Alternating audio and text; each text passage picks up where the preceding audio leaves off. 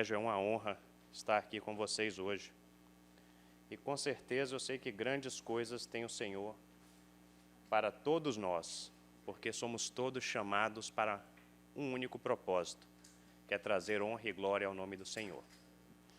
Então hoje a gente vai estar aprendendo um pouquinho de ferramentas eficazes para os pequenos grupos. Alguém aqui participa de algum pequeno grupo?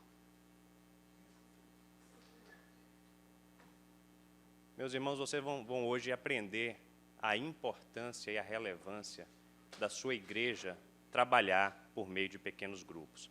E é isso que eu quero que você hoje internalize e leve com vocês para as suas congregações, para os seus líderes, para a própria congregação, para eles entenderem o valor e a importância dos pequenos grupos para a comunidade. Não tem problema não. Aqui é só para controlar o tempo, só para saber, porque eu tenho uma previsão de tempo que eu acompanho para cada slide. Você pode passar, por favor, meu irmão? Então, eu vou me apresentar. Desconfigurou um pouquinho, mas não tem problema não. Eu chamo de intercessão divina. Então, primeiro, eu sou o Márcio, da Márcia, e a gente costuma se apresentar assim, minha esposa e eu somos Márcio e Márcia, literalmente unidos por Deus. E eu sou o pai da Beatriz e da Sofia. Eu, desde que me converti, e não tem muito tempo, eu entendi uma coisa sobre a vida cristã. Eu diria assim, o background da minha família, eu tenho algumas tias muito católicas, meu pai se considera um católico praticante, mas por parte de mãe, foi uma família que não tinha uma conexão espiritual com nada. Então, minha mãe passou a vida dela praticamente todinha procurando encontrar um caminho sem encontrar.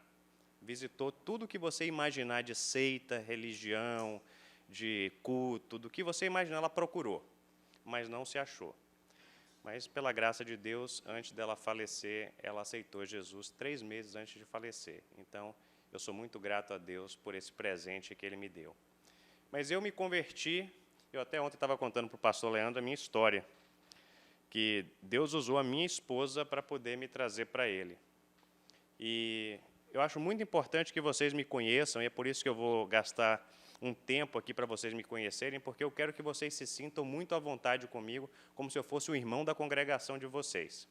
Não quero que você olhe para mim aqui como alguém que está em cima de um pedestal, alguém que está numa situação diferente. Não, somos todos irmãos em Cristo Jesus, e eu agradeço a Deus pela vida de cada um de vocês. Eu quero que vocês me conheçam ao ponto de saber assim, não, eu sei quem é o Márcio, ele esteve aqui com a gente, é irmão, é de Deus, e estamos juntos para poder fazer o que Deus quer que a gente faça.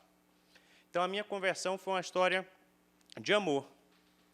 Primeiro começou, eu estava namorando a minha esposa, a gente se conheceu de uma forma muito inusitada, e eu morava no Rio de Janeiro, ela morava em Vila Velha, no Espírito Santo. 4 finais de semana, eu pegava um voo na sexta-feira, a gente saía para jantar, ficava junto, passávamos o sábado junto, mas no domingo ela não ficava comigo. Depois de 4 finais de semana, ela me deu um pé na bunda. Falou assim, olha, você é um cara muito legal, muito gente boa, você tem um futuro brilhante, mas não comigo. Eu falei assim, como assim? O que é que está acontecendo? Ela falou assim, não, eu estou esperando o meu amado. Eu tenho um propósito com Deus e Deus vai mandar o meu amado, e você não é ele. Então, te desejo o melhor, tudo de bom para você, você segue a sua vida, eu sigo a minha. Eu já estava com 33 anos, ela estava com 35. Ela falou assim, eu não posso mais perder tempo em minha vida brincando, então eu quero o meu amado que o Senhor prometeu. Tá bom. Na semana que ela terminou comigo, ela ficou doente. Eu estava com a passagem para Curitiba, nunca tinha ido em Curitiba, ia fazer turismo, ia conhecer Curitiba, uma cidade muito bonita, depois que eu conheci. Mas eu falei assim, quer saber de uma? Eu não vou para Curitiba, não. Fui lá no balcãozinho da Gol, falei assim, tem como eu remarcar essa passagem? Tem. Quanto é que custa? Não, é gratuito. Eu falei, então agora já pode remarcar. Aí comprei uma passagem, fui para Vitória, e aí fui visitá-la. Aí chegando lá, ela falou assim, o que você está fazendo aqui? Eu falei, não, vim te ver. Você estava passando mal, fiquei preocupado com você, queria vir te ver. Não, mas você não precisa, a gente não tem mais nada. Eu falei, não, meu amor, mas... Não falei, meu amor, né? Não, mas eu queria muito vir te ver. Tá bom. Aí conversa vai, conversa vem, depois de algumas horas de conversa, eu falei assim, olha, nesse tempo que a gente passou junto, todo final de semana a gente ficava sexta, sábado, mas domingo você sempre estava indo para a igreja. Você nunca passou um domingo comigo. Eu quero ir lá conhecer essa igreja para ver o que é de tão bom tem nessa igreja que você sempre trocou minha companhia pela igreja. Não, você pode ir na igreja, a porta está aberta, a igreja está lá, você pode ir. Falei, então tá, que horas é o culto lá? Ah, é 7 horas da noite. Então tá, então vamos junto. Não, mas você não vem pegar em minha mão, não. Falei, não, como amigo, eu só quero ir lá conhecer. E, assim, acho que Deus tinha marcado já esse dia, antes mesmo da fundação do mundo, porque eu sou filho de pais separados. Meu pai saiu de casa quando eu tinha 5 anos de idade. E o nosso contato nunca foi dos melhores. Então, meu pai se casou de novo, então já se envolveu com a outra mulher e realmente preteriu a minha irmã, que era recém-nascida na época da separação. E eu não tinha uma boa referência de pai. Eu não tinha uma boa referência de família. E aí, quando eu cheguei naquele domingo na igreja, primeira igreja batista da Praia da Costa, lá em Vila Velha, o pastor estava celebrando bodas de prata. Então, ele fez um culto de celebração pelas bodas de prata dele, e toda a celebração era um culto para a família. E à medida que ele vinha contando a história de vida dele, como Deus trabalhou na vida dele desde muito cedo, como ele conheceu a esposa dele, depois os filhos, e tudo que ele passou na vida, e tudo focado em família, eu olhava assim, isso era tudo que eu queria ter tido na minha vida, mas não tive. E eu olhava para a Márcia e falava assim, é isso que você quer? Ela, é exatamente isso que eu quero. E eu falei assim, eu também. Ela olhou para mim, não parece.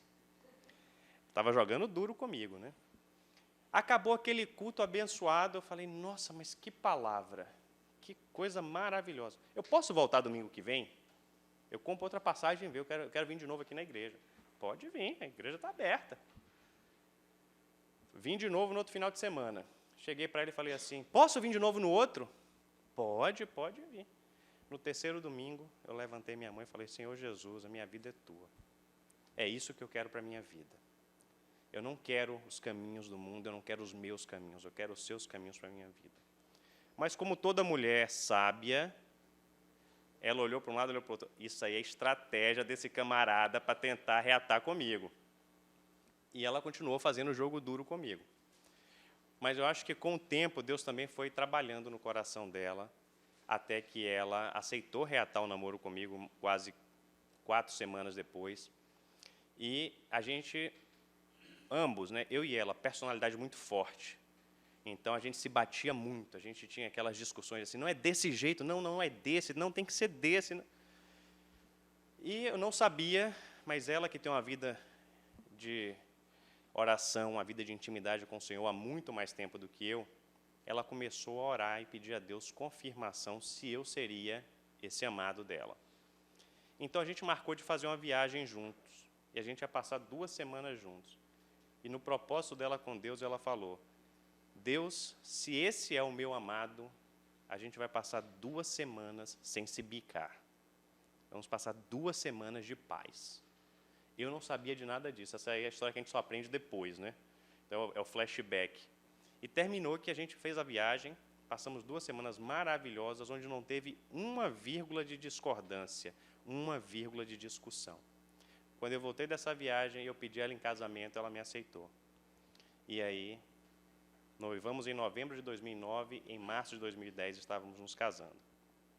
Depois disso, veio Beatriz, e nesse meio tempo, né, as nossas mães foram diagnosticadas com câncer.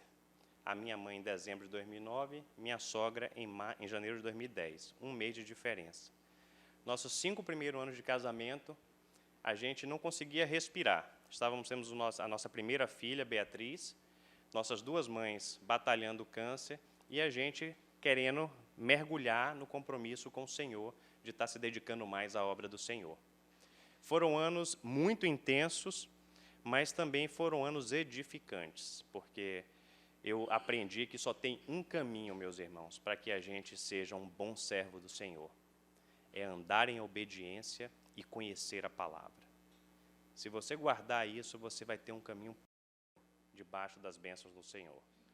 Então, eu comecei a mergulhar nas Escrituras e comecei a estudar. E eu queria mais e mais e mais. E queria servir. eu e minha esposa, a gente não se cansava de procurar oportunidades para servir a igreja. E foi aí que a gente começou a se envolver em diversos ministérios da igreja. A gente começou a ser professor da Escola Bíblica Dominical, começamos a conduzir o culto das crianças, estávamos envolvidos, eu no Ministério de Homens, ela no Ministério das Mulheres, estava envolvido no Ministério de Cura da Alma, estávamos envolvidos também no Educando Filhos à Maneira de Deus, e tudo estava acontecendo de uma forma muito intensa. E aí, em 2015, a gente já, como diria, né, totalmente envolvido na nossa caminhada com o Senhor, servindo a igreja, andando em comunhão com o Senhor. No mês de maio de 2015, né, minha mãe foi se encontrar com o Senhor. No mês seguinte, a minha sogra foi. Então, elas foram diagnosticadas 1 mês de diferença, faleceram com 1 mês de diferença. Eu, entre minha irmã e eu era o filho que cuidava da minha mãe.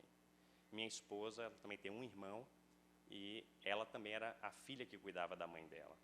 Então, quando nossas mães faleceram, a gente olhou para um lado, olhou para o outro e falou assim, Senhor, e agora? O que é que o Senhor quer da nossa vida? Porque agora a gente tem muito mais tempo livre. A gente não tem mais as nossas mães para poder cuidar. O que é que o Senhor quer? E o Senhor começou a plantar no coração dela o desejo de perseguir uma carreira focada na área de comportamento. Foi quando o Senhor abriu uma porta para que a gente fosse para os Estados Unidos para ela fazer um mestrado em aconselhamento. O aconselhamento nos Estados Unidos é muito próximo do psicólogo aqui do Brasil. Então, o conselheiro lá fora, ele é uma carreira certificada com nível de mestrado que faz o trabalho que o nosso psicólogo aqui faz. Aqui no Brasil, a gente tem muito o conselheiro leigo, né? A gente não trabalha com conselheiros profissionais. Mas lá nos Estados Unidos é a carreira, porque o psicólogo lá nos Estados Unidos ele não pode consultar nem fazer terapia, a menos que ele esteja em nível de doutorado. Então, o psicólogo para a clínica lá fora só doutor. Então, quem faz isso em nível de mestrado é o conselheiro. E Deus colocou no coração da minha esposa seguir essa carreira, porque ela sempre quis trabalhar com gente. Ela tem uma empatia que transcende até o meu entendimento, às vezes, né? Mas é uma bênção.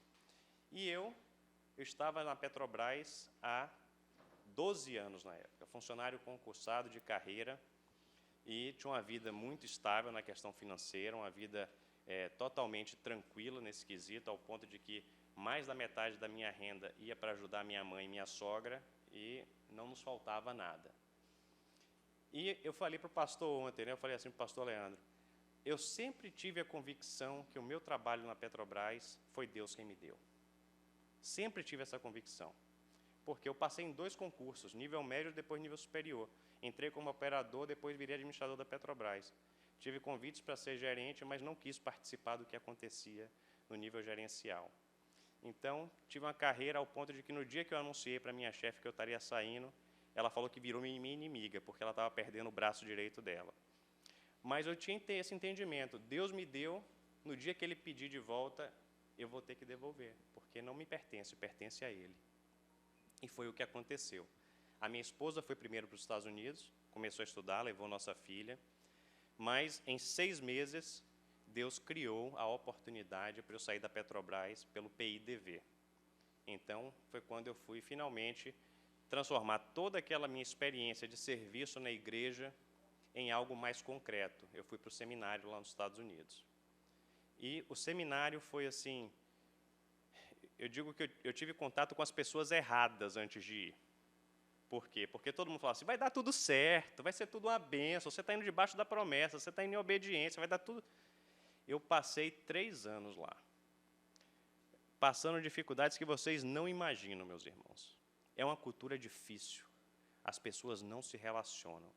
Você chegar perto do irmão assim, ó, a ponto de estar aqui assim, juntinho assim, eles não toleram, porque o americano ele precisa do espaço pessoal. Então, você não chega mais perto que isso, não. Aqui está bom, porque senão eu me sinto confrontado. Você começa a chegar perto dele, ele começa a andar para trás.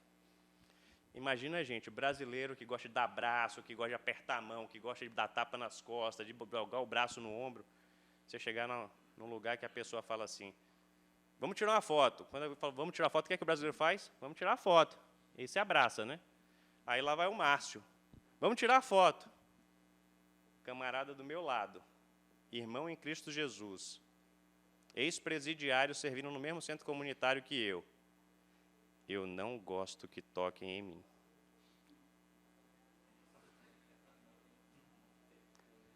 E a gente vai aprendendo, meus irmãos. Então, a intercessão divina chega no momento em que eu me formei no seminário, estava já desesperado para arranjar uma oportunidade para poder botar em prática tudo o que eu tinha aprendido.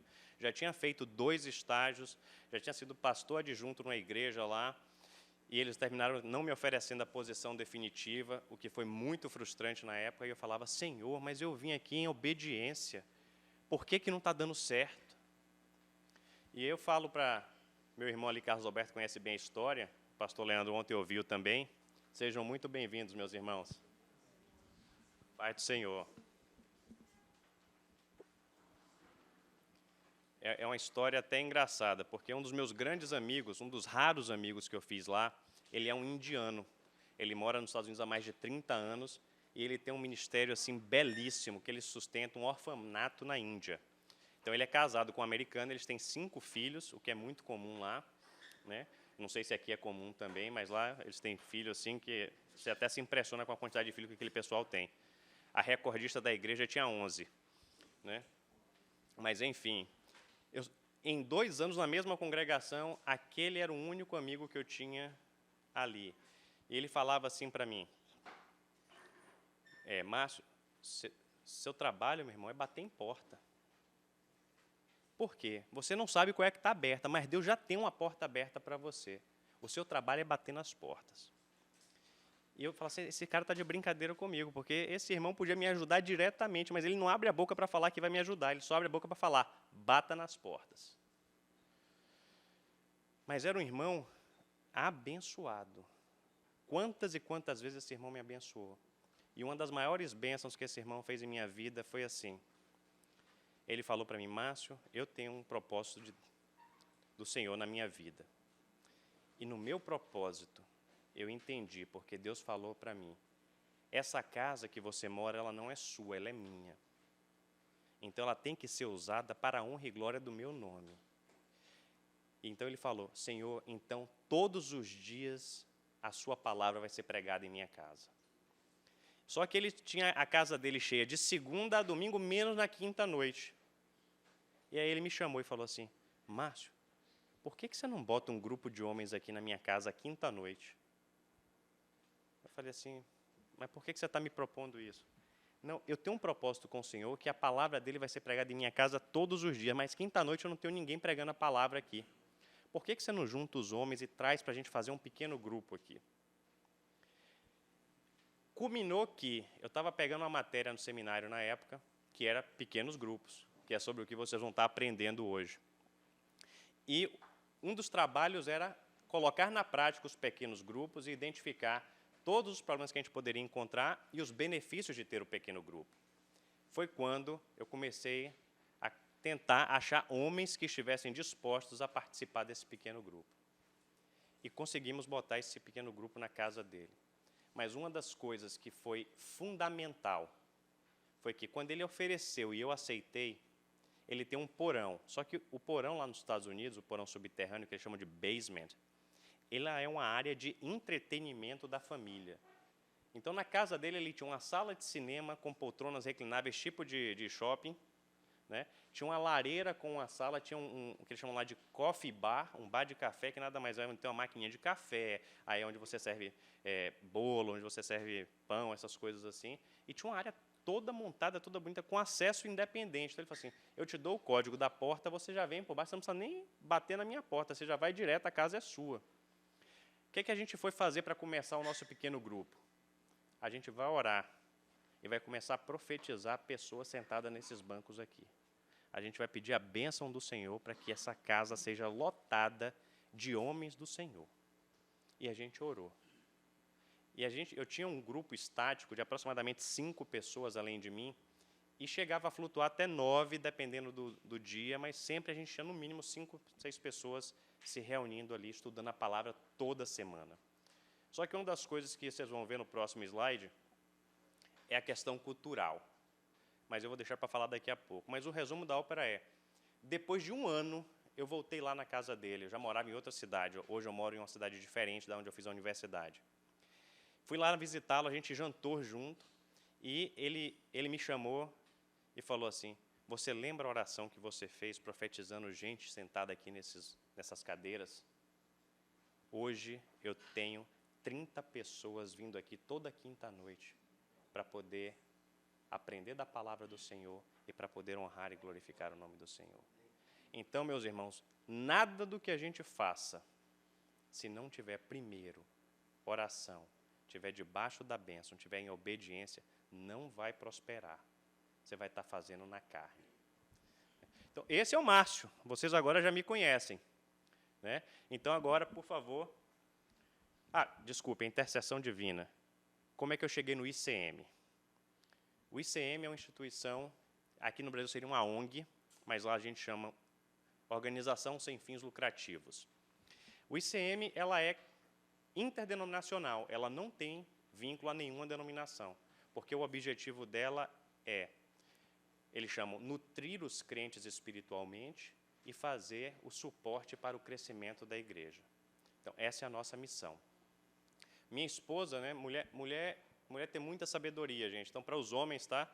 Se vocês são casados, ouçam suas esposas, porque na minha eu encontro muita sabedoria, muita. Um belo dia, eu estava procurando um emprego e já há muito tempo, já muito frustrado. Lá a gente chama aplicar para as vagas. Eu apliquei para mais de 300 vagas, eu só tinha conseguido 2 entrevistas. Em todas as 2 eu tinha sido descartado na primeira etapa. Aí minha esposa olhou para mim e falou assim: tem um site de empregos que tem vaga ministerial. E lá nos Estados Unidos as coisas são muito segmentadas. Então, o que acontece? A área ministerial tem sites de emprego próprio para a área ministerial. São sites cristãos. O site que ela estava me falando é um site secular. Eu falei: meu amor, esse site é secular, você não vai achar emprego ministerial lá. Bota lá, empregos ministeriais na Virgínia, e você vai ver, tem 40 vagas. Ela já tinha feito a pesquisa, eu não sabia, né? Aí, quando eu botei, tinha uma vaga do ICM, era a terceira vaga que estava lá. Eu comecei a ler a vaga. Falei: poxa, interessante essa organização aqui, vou mandar meu currículo. Aí, quando eu olhei lá embaixo, os requisitos: fluente em espanhol. Eu já estudei, né? Eu falo português, mas já estudei inglês, espanhol e italiano. Das 3, a que eu falo pior é espanhol, porque eu aprendi quando eu tinha 16 anos de idade e nunca pude praticar. E o brasileiro gosta muito de se desenrolar sozinho, então eu falo portunhol, e sempre se vira. E era o que eu fazia. Mas o italiano eu falo muito melhor do que o espanhol, e o inglês melhor do que os outros 2. Então, eu falei assim: estão pedindo aqui espanhol fluente. Meu espanhol não é mais tão fluente. Não vou aplicar para essa vaga, não. Aí ela lá da cozinha gritou assim para mim: não seja você a pedra de tropeço que vai te tirar do caminho do Senhor. Você aplica. Se não for da vontade de Deus, você vai receber um não como resposta, mas não deixe de aplicar. Que reforçava aquela coisa do bata nas portas. Até que eu mandei um e-mail e, de repente, eu comecei a ter resposta em menos de 5 minutos. A gente trocou 5 e-mails, eu falei assim: não, isso é coisa de doido, porque a esposa me dá uma esculachada dessa e, de repente, eu já estou aqui trocando 5 e-mails com uma pessoa, isso é de Deus, né? Aí, quando eu fui falar para ela o que estava acontecendo e que eu voltei, meu amor, pararam de mandar os e-mails. Aí foi uma ducha de água fria. 3 semanas se passaram. A pessoa me manda um e-mail: naquele dia eu não pude mais falar contigo porque eu estava em viagem, mas agora eu já estou de volta e a gente pode marcar entrevista. Fizemos a entrevista online, por um site chamado Zoom. Eles me chamaram para fazer a entrevista pessoal e me falaram: gostamos de você, queremos te contratar. A vaga era para ser o administrador da América Latina. Ela falou assim: mas a gente não quer essa coisa de trabalho temporário, não. A gente quer te contratar para o longo termo. Então, vamos consultar um advogado e, quando o advogado der a resposta, a gente parte para a contratação. Depois disso, quem hoje é meu chefe, né, o vice-presidente de discipulado, ele me liga um belo dia e fala assim: como é que está a procura de emprego? Aí eu parei e falei assim: não, peraí, quem liga para me contratar não pergunta como é que está indo a procura de emprego, né? Ele me liga para me dar notícia boa. Eu falei assim: o que está acontecendo? Ele: não, o advogado não recomendou a sua contratação porque a América Latina, a maioria dos países fala espanhol, e você é do Brasil, é o único país que fala português. Então, não teria como justificar, junto ao órgão de imigração, contratar um brasileiro para trabalhar na América Latina. Aí veio um banho de água fria em minha cabeça. Começaram a vir pensamentos, né, que não são do Senhor. Só que ele veio assim, mas a gente já está há muito tempo sem ninguém trabalhando efetivamente no Brasil. E eu convenci a chefia a criar uma vaga específica para o Brasil. Aí eu parei, como é que é? Ele, a gente só precisa aprovar no conselho da organização, e assim que aprovar, a gente vai te contratar. Mas eu não quero perder a oportunidade de contratar. Então, o que é que você acha? Você consegue se mudar para cá? Você quer trabalhar de casa, meio período, alguma coisa? Eu falei assim, não, me mudar para aí não dá, porque a cidade onde você está é muito mais cara de onde eu estou, e meio período não paga minhas despesas. Então, se for meio período, eu trabalho de casa. Então, tá. E aí eu fui contratado. Então, foi uma porta que Deus criou, onde não havia, porque Ele tinha um propósito para que eu estivesse onde eu estou. E chegando lá, eu aprendi, uma das primeiras coisas que eu aprendi são as diferenças na cultura. O que é cultura? Nada mais é do que a forma como um grupo de pessoas fazem as coisas. Aqui no Brasil, os brasileiros têm uma cultura.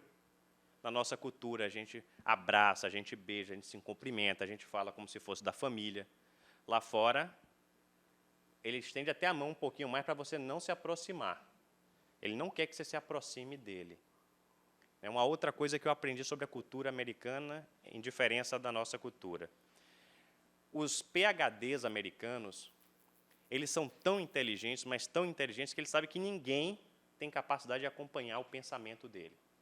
Então, o Bill Gates, ele sabe que ele é tão inteligente e que ele não pode conversar como ele pensa. Então, ele tem que converter o que ele pensa numa linguagem muito simples. Então, os americanos eles trabalham da seguinte forma.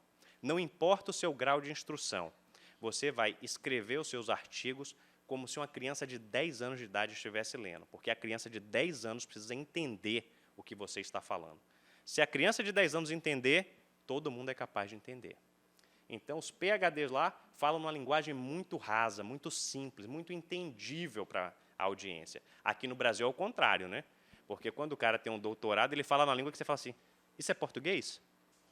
Se você pegar o pessoal da área de direito, não sei se tem alguém aqui, mas você pegar, quando eles fazem, né, a instrução do processo, é cada termo que você vai lá para o Aurélio buscar. Gente, o que é isso aqui que eu nunca ouvi essa palavra? E por aí vai. Então, a primeira diferença cultural, eu tive que reaprender a escrever, tive que reaprender a me comunicar, porque o que importa é que a audiência entenda a mensagem, não que as pessoas me achem inteligente. Outra coisa que eu achei muito interessante são os relacionamentos. Né? As pessoas acham que relacionamento é só assim. Bom, eu tenho esse meu amigo que o que falou que não gostava de que tocasse nele, hoje ele é um dos meus grandes amigos. Né? E ele fala assim, Márcio, você está no meu círculo íntimo de relacionamentos. Isso quer dizer que pelo menos uma vez por mês a gente tem que se falar por telefone. Então, uma vez por mês eu posso esperar que ele vai me ligar, porque eu faço parte do relacionamento íntimo dele. Mas como a gente não mora na mesma cidade, é uma vez por mês. Se fosse na mesma cidade, quando a gente estava na mesma cidade, a gente se via toda semana. E a gente se via, saía, almoçava junto, a gente trabalhava junto, servia junto no centro comunitário. Mas como eu ainda continuo no círculo íntimo de amizades dele, ele me liga uma vez por mês. Aqui no Brasil, a gente convive praticamente uns com os outros com muito mais frequência e de uma forma muito mais pessoal, íntima. Lá fora, essa intimidade é totalmente diferente. E, por fim, a questão de agenda e compromisso. Não sei se vocês vão se identificar, né? Mas quando eu morava lá em Vila Velha, a gente marcava a hora de começar as coisas. E nem todo mundo chegava no horário, mas o importante era ter um horário para começar. Horário para acabar, ninguém nunca falou. Né? Enquanto tiver um ali, você está... Né? Eu fiz o aniversário de um ano de minha filha, a gente começou às 7 horas da noite, 1 hora da manhã tinha gente ainda lá em casa. Né? O americano é muito interessante. Quando eu tive esse pequeno grupo, eu falei para todo mundo assim, gente, a gente vai começar às 7 horas da noite. Que horas termina? Aí eu olhei para um lado, olhei para o outro assim, não, mas não tem hora para terminar, a gente tem hora para começar, né? Não, eu quero ter pelo menos uma estimativa de que horas termina. 9 horas está bom? 2 horas? O que é que a gente vai fazer em 2 horas? Não, não se preocupe, vai ter o que fazer, garanto para vocês. Tá bom. Todo mundo chegava às 7 horas, né? Quando dava 10 para 9, você começava a ver o pessoal se coçando nas cadeiras. Gente, o que é que está acontecendo? Não, já vai dar 9 horas, então a gente está começando a se arrumar para sair. Não, mas vocês podem ficar. Não, não, o compromisso era até às 9. Então, às 9 a gente vai. Aniversário de criança. É de que horas? De 2 às 5. Começa às 2, às 4h30 os pais estão voltando para pegar as crianças. Não tem isso de ficar mais. Não tem isso de você aproveitar o momento. Eles são muito lineares, sistemáticos. E isso é muito diferente. Então, meus irmãos, agora a gente chega no que eu aprendi que é a vida do cristão. Eu coloquei as duas figuras, são as mesmas figuras, mas invertidas. Por quê? No seminário, eu aprendi isso aqui. Tudo começa com a salvação. Uma vez que você aceita Jesus, você começa o seu processo de santificação. No processo de santificação, desperta no coração da gente aquela vontade de servir, e aí você quer apenas servir, não importa onde, até que você, entendendo que o serviço faz parte do propósito de Deus para nossas vidas, você começa a querer servir de forma estratégica. E que fique claro, o que é o serviço estratégico? É você usar os dons que Deus te deu para a edificação da igreja. Aí você já está no passo além do serviço, é o serviço estratégico, até que chegamos a dar frutos, e tudo para a glória de Deus. Só que eu aprendi uma coisa que o americano ele trata tudo de forma linear. E eu falei para o meu professor lá do seminário, ele era meu coordenador e era um dos mentores que eu tive lá, um homem de Deus muito, muito abençoado, Dr. Dempsey. E ele falou assim, eu gosto da ilustração da pirâmide. Eu falei assim, eu não gosto. Porque a pirâmide, você está segmentando. E eu sei de gente que assim que é salva, na empolgação da salvação, ela sai metralhando todo mundo com o seu testemunho e ela já dá fruto no estágio da salvação.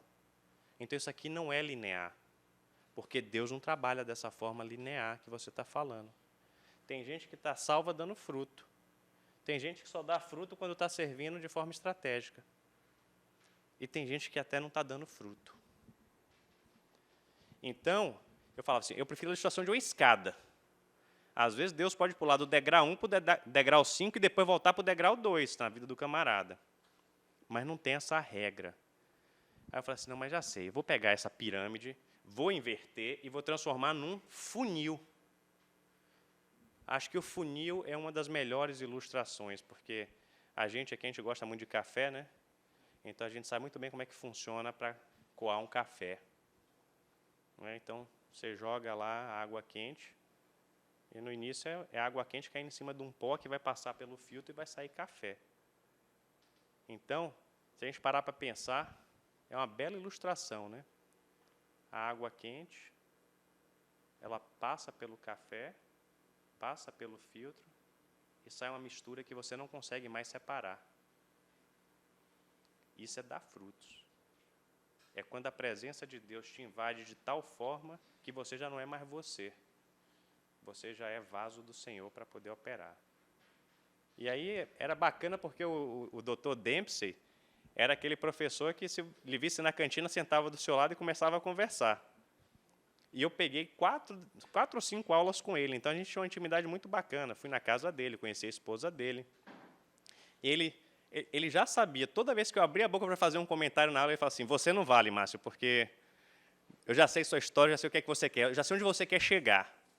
E era sempre para poder quebrar os paradigmas, porque a gente tem que entender que a vida cristã é dinâmica. A gente pode até arranjar fórmula, equação, figura, o que você quiser aqui para ilustrar. A ilustração é apenas um modo da gente facilitar o entendimento. Mas isso não é estático na vida de ninguém. E agora eu vou começar a bombardear vocês com uma série de informações. será que nós, dos Estados Unidos e do Brasil, estamos cumprindo a missão? Isso aqui se chama The Joshua Project, ou Projeto Josué. Tem um seminário muito famoso nos Estados Unidos chamado Gordon Conwell, que é lá em Boston. E eles fizeram estudos. E dentro desse estudo, que eles identificam povos não alcançados, línguas que ainda não têm a tradução da Bíblia, uma série de coisas, eles levantaram o número de missionários enviados e recebidos por cada país. E uma coincidência, né? Eu não sei se vocês sabem, mas o Brasil é o 5º maior país em população e em área. Os Estados Unidos é o 3º em população e em área. Aí chega aqui, os Estados Unidos é o primeiro que manda e o primeiro que recebe. O Brasil é o 2º que manda, o 2º que recebe. Então, hoje, na minha cabeça, eu penso também de uma forma muito linear. Apesar de eu ser brasileiro, eu penso muito como americano. Então, para mim, é fácil entender como eles pensam. Mas, na minha cabeça, se você pegar aqui, os Estados Unidos hoje tem 127 mil missionários espalhados no mundo. Mas eles recebem 32 mil. Será que daqueles 127 mil não tem gente chamada para trabalhar no próprio país deles? E eles acham que não. Eles acham que tem que ir para fora. No Brasil, a mesma coisa, ó, 34 mil missionários no mundo. 20 mil vindo de fora para cá. Quando eu vejo esses números, eu falo assim, gente, mas tem muito missionário nesse mundo. Tem muita gente cumprindo o chamado da grande comissão. Mas será que a gente está cumprindo mesmo? Passa para mim o próximo, por favor. Nos Estados Unidos, a gente tem 350 mil igrejas cristãs. 85%, quase 300 mil das 350 mil, ou estão estagnadas ou morrendo. E o que é mais triste, das 15% que estão crescendo, é crescimento lateral. Ou seja, a pessoa vai para uma igreja, se afilia àquela igreja, e um belo dia ele fala assim, esse louvor dessa igreja não está me agradando, eu vou procurar uma igreja que tem um louvor mais animado. Ele vai e muda de igreja. O outro é assim, não, essa aqui as cadeiras não são muito confortáveis, eu preciso arranjar uma igreja que tem uma cadeira mais confortável, por causa da minha artrite, né? Então tenho que pensar também em mim, né? O outro, rapaz, essa igreja fica a 30 minutos de minha casa, será que não tem uma a 10 minutos de minha casa? E é esse o crescimento que a gente está vendo lá. E quando não é assim, são doutrinas não ortodoxas. Teologia da prosperidade também está invadindo os Estados Unidos. Então, as pessoas que buscam a igreja como autoajuda, como motivação, como encorajamento, essa está crescendo de montão. Mas a gente também sabe que é apenas uma estação. Esse crescimento não é duradouro nem é sólido. E vai diminuir. Por favor. Então, falei, na igreja a gente também vê Pareto. Alguém aqui sabe o que é Pareto? Pois é, vou explicar para vocês o que é Pareto. Está escrito aqui. O princípio de Pareto diz que 20% de um grupo faz 80% do trabalho. Eu vivi isso na prática na minha igreja aqui no Brasil. Todo domingo, meu amado pastor subia lá no púlpito e falava assim, gente, precisamos de voluntário para o ministério infantil, dê seu nome aqui para fulano de tal, a gente vai contactar você. Aí eu e minha esposa fomos lá, assinamos. Ninguém ligou para a gente. Aí domingo que vem o pastor sobe no púlpito. Gente, a gente está precisando de gente para voluntariar no ministério infantil, dê seu nome para fulano. Aí eu e minha esposa ia lá. Depois de um ano tentando servir a igreja sem conseguir, a gente chegou na ministra de educação cristã e falou, mas a gente está há um ano dando o nosso nome e ninguém chama a gente. Tem alguma coisa contra a gente que a gente não está sabendo? É alguma coisa pessoal? E a resposta dela reforçou esse conceito aqui. Ela falou assim, infelizmente, quando a gente pensa em fazer alguma coisa, a gente olha para as mesmas pessoas que já estão servindo e às vezes estão até sobrecarregadas, porque a gente sabe que com aquelas a gente pode contar. Mas se você não der a chance para a pessoa chegar aqui e mostrar que pode contribuir, você nunca vai saber. Mas é isso aqui, é o Pareto. Apenas 20% das pessoas estão envolvidas e estão sobrecarregadas fazendo 80% do trabalho. E aqui é uma experiência prática de uma igreja lá nos Estados Unidos, que é o modelo que a gente vai estar trabalhando hoje. Essa igreja fez um estudo e perguntou para todos os novos membros e novos convertidos por que eles tinham ficado na igreja. 80% das pessoas responderam que foi porque elas foram engajadas na igreja. Então, ela não chegou, entrou, saiu e foi embora para sua casa. Ela entrou, ela foi abordada pelo Ministério de Acolhida ou de Boas-Vindas. As pessoas estabeleceram contato, pegaram informações, identificaram neles uma afinidade com um determinado grupo que já existia na igreja, encaminhou para esse determinado grupo e essas pessoas se sentiram abraçadas, envolvidas pela igreja e não saem mais. Então, 80% das pessoas que são engajadas, elas ficam. Por favor. E esse aqui é um estudo muito interessante também, uma pesquisa que foi feita, e essa aqui eu gosto de trazer porque ela não foi feita nos Estados Unidos. Ela foi feita em mais de 30 países. Então, ela pega informações da igreja no mundo todo. E o que ela queria identificar é quais são os elementos comuns nas igrejas que estão crescendo em todo o mundo, e segundo, o que cada igreja cristã deve fazer para obedecer à grande comissão nos dias de hoje. Quem é que já ouviu falar da grande comissão aqui? É o que a gente vai estar falando hoje aqui o dia todo. Tá? Quem não conhece vai conhecer e vai entender o seu objetivo alinhado com a grande comissão. E se você pegar ali, quais são as 8 características das igrejas que crescem, eu quero abordar algumas, né? Vou falar um pouquinho de cada uma das 8. A liderança empoderadora.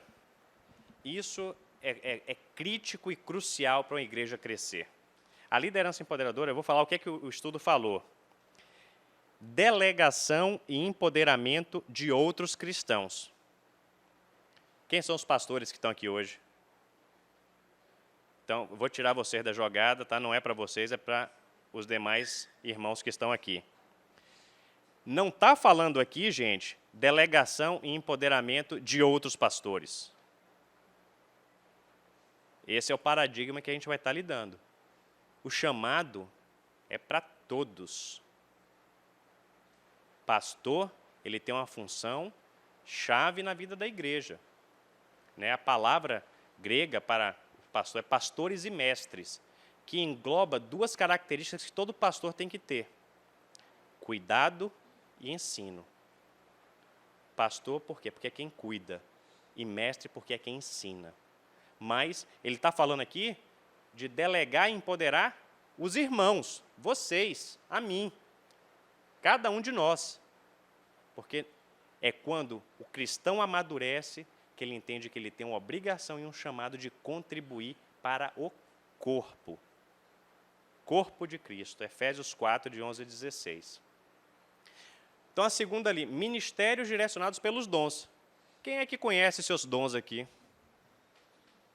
Eu conheço os meus. Sabe por quê, meus irmãos?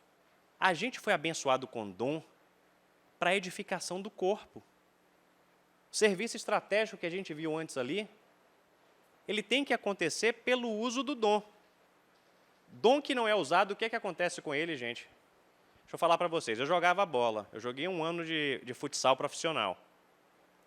Né? Fui chamado para jogar no time lá da Bahia, mas meu pai não deixava. Meu pai falava assim, você tem que fazer igual o Sócrates. Vai estudar primeiro, depois que você se formar, você vai jogar futebol. Falei, meu pai, Sócrates foi 20 anos atrás. Agora, se eu não estiver jogando enquanto eu sou novo, eu não vou ter oportunidade. E foi dito e feito. Né?